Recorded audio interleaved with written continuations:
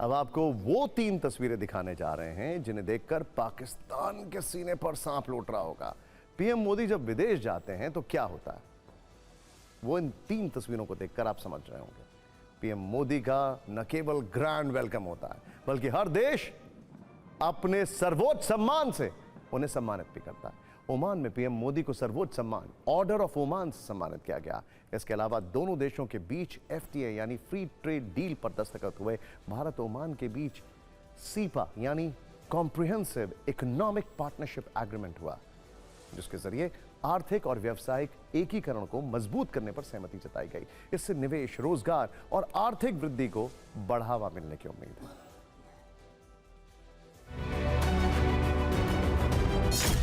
मुस्लिम देश ओमान से आई ये तस्वीरें पाकिस्तान को परेशान कर रही होंगी। मस्कट एयरपोर्ट पर ओमान के डिप्टी पीएम से पीएम मोदी का इस तरह गले मिलना शहबाज मुनीर को बहुत चुभ रहा होगा, लेकिन ये तो बस ट्रेलर भर था।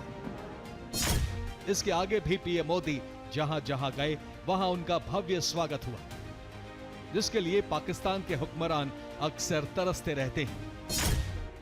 पीएम ने मस्कट में प्रवासी भारतीयों को संबोधित किया। ये मैत्री पर्व हम दोनों देशों की दोस्ती, हमारी शेयर्ड हिस्ट्री और प्रॉस्परस फ्यूचर का उत्सव है। आर्थिक संबंधों को और मजबूती देने के लिए भारत ने ओमान के साथ फ्री ट्रेड डील की है। दोनों देशों के बीच पहले से $10.5 अरब का कारोबार है। ओमान से भारत पेट्रोलियम और यूरिया के अलावा पेट कोक, जिप्सम, केमिकल, लोहा और एल्यूमिनियम आयात करता है। वहीं ओमान भारत से केमिकल, बहुमूल्य धातुएं, अनाज, चाय, कॉफी, मसाले और कपड़े समेत कई चीजें आयात करता है।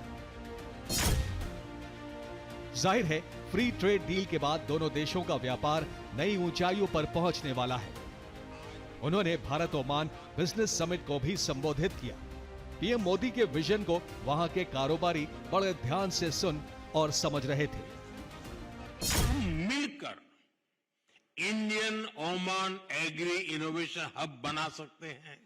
इससे ओमान की फूड सिक्योरिटी को मजबूती मिलेगी और भारत के एग्री टेक को ग्लोबल मार्केट तक पहुंचाने में मदद मिलेगी। जाहिर है, एक मुस्लिम देश के साथ इस तरह की दोस्ती और आर्थिक सहयोग पाकिस्तान को रास नहीं आ रहा है। वहां लोगों को बहुत मिर्ची लग रही है। वहां की मीडिया में इस पर डिबेट हो रही है